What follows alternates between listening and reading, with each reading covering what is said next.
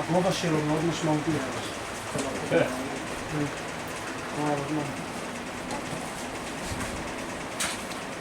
Okay, greetings.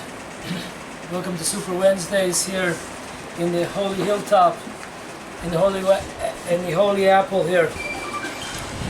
Today we'll be speaking. You saw with your own eyes the destruction outside of the Herzlich family house,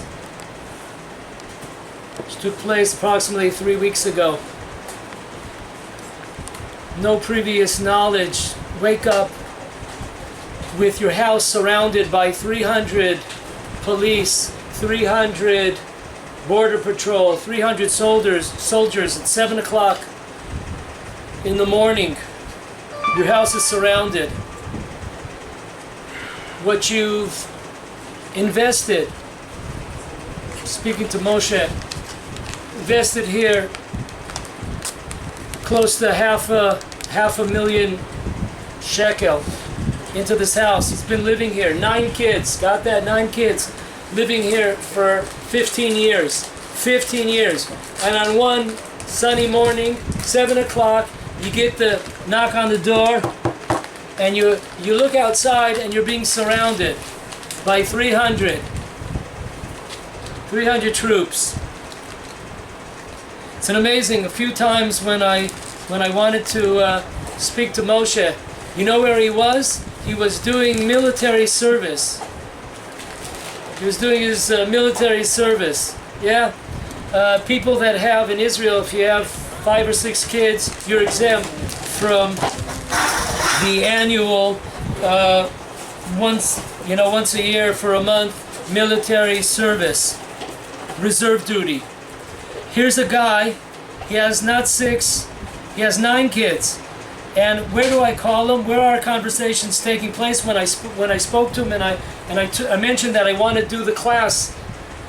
I want to do the class where his house stood, where his life was destroyed. And who's he helping out? He's helping out the people that came, part of the people that came to destroy his own house. He's out there in his reserve duty helping out. How many guys, other people, they would say, they would flip you off and say to hell with this, and I'm leaving the country. Who needs this crap? But these are angels over here. These aren't your regular righteous people.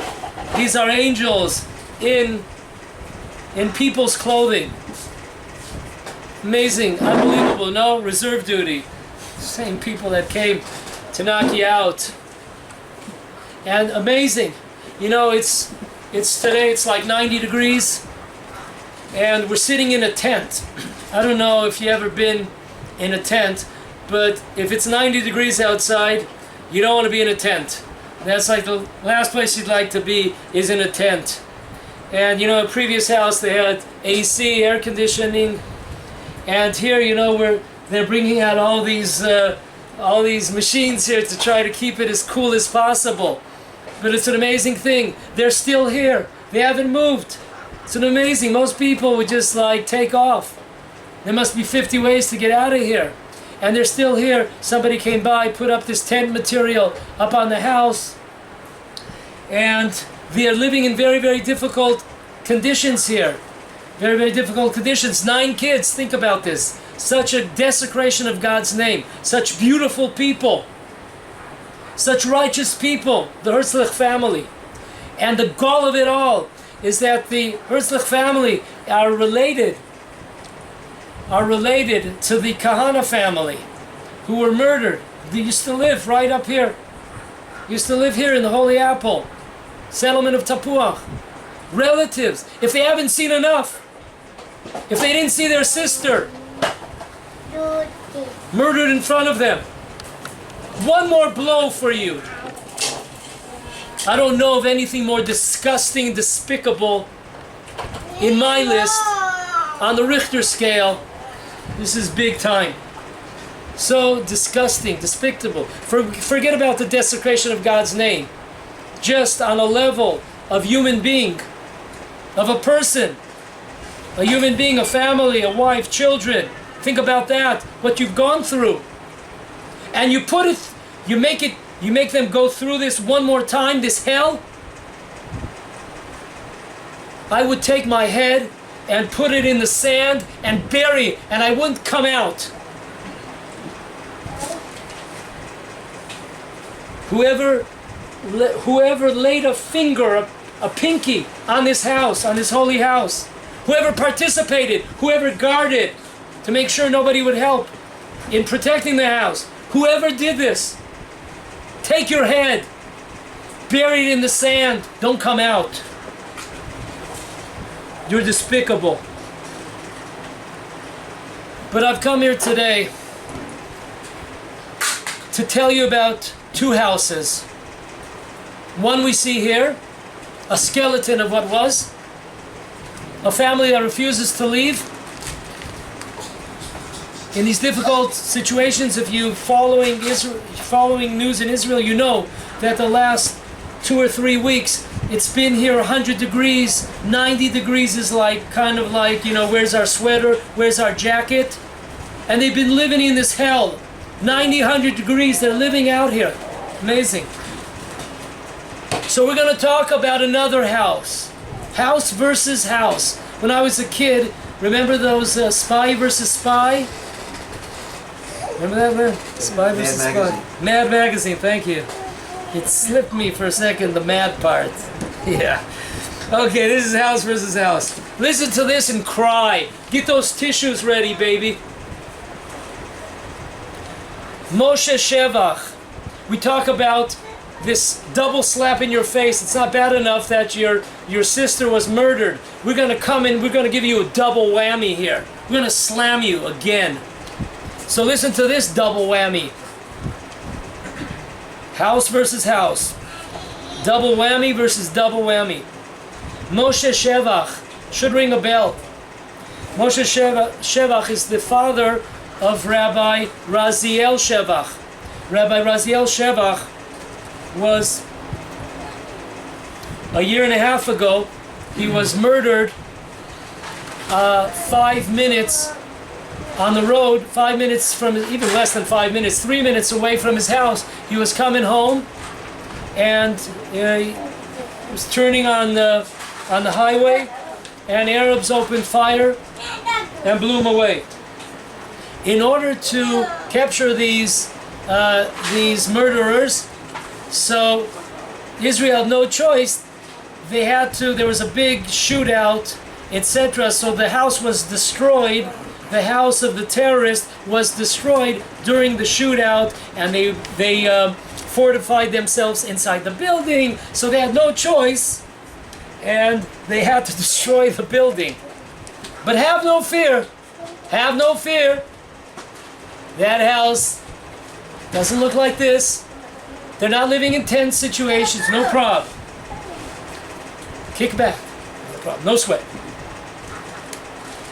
Moshe Shevach, the father of Rabbi Raziel, who was murdered in a shooting attack about a year and a half ago, attacked Central Command Chief Nadav Padan for not destroying the rebuilt house of a terrorist who murdered his son.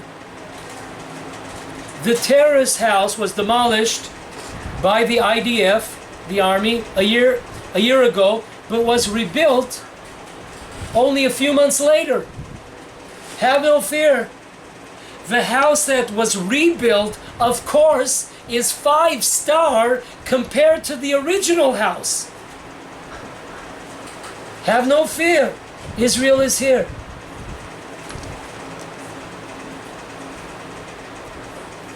Over 6 months ago, remember we told you about signs being taken down the same day? Listen to this fast service here.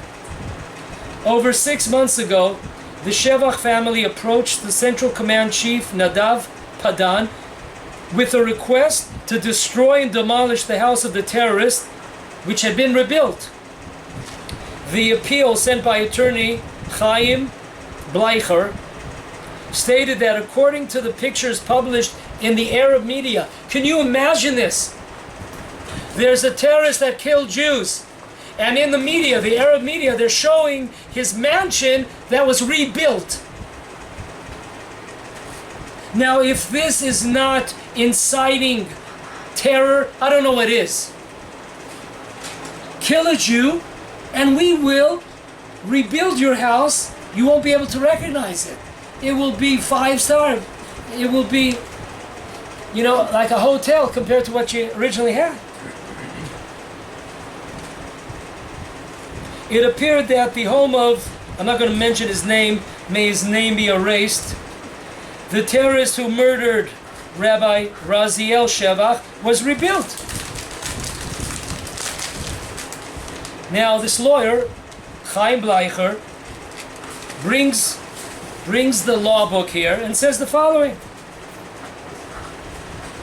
When a house is destroyed, even via a military operation, it is prohibited to do the following. Listen to this. You're not allowed to make any appointments, no orders, no notices, no demands, and no permits. You're not allowed to, anybody that has a hand in resurrecting this house should be arrested. Any type of permission, permit, notice, whatever.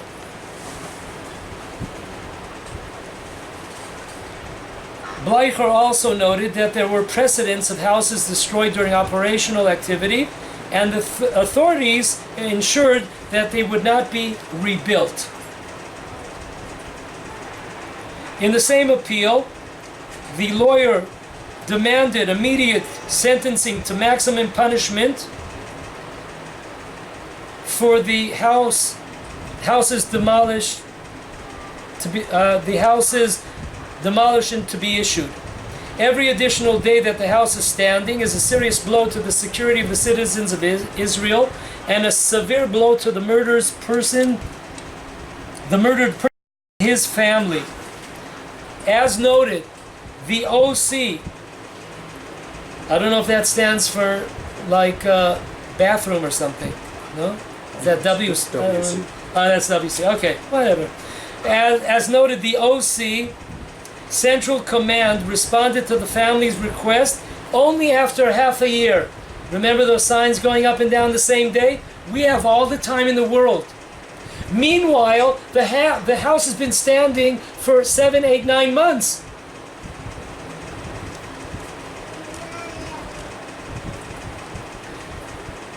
The general explained that as a result, the construction of the house had been transferred to the security forces. He's passing the can, he's passing the buck down here. He's passing down the authority to the security forces, and the matter is under their examination. Okay, if you could just wake me up after I dozed off over here at their examination, as they're examining it. Yes, wake me up when it's finished. Moshe Shevach slammed the general's reply and said that demolition during a military operation can be considered an order. They're presenting the matter in such a way because they are not familiar with the law. It's not only in the case of my son that the homes of terrorists have been rebuilt. The terrorists know this, and they rebuild the houses even better than before, Shevach said.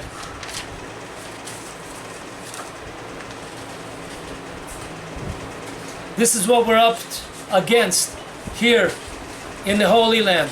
And the last but not least, the famous slogan, the famous saying by our sages, that those that are merciful to the cruel, in the end, will be cruel to the merciful. And when we look around this tent, and when we're sweating it out here in this class, and we looked outside, I hope you got a good view, Tzvi, of what's going on, the demolition here, the destruction here. You know how true this is when they are cruel to the merciful and merciful to the cruel.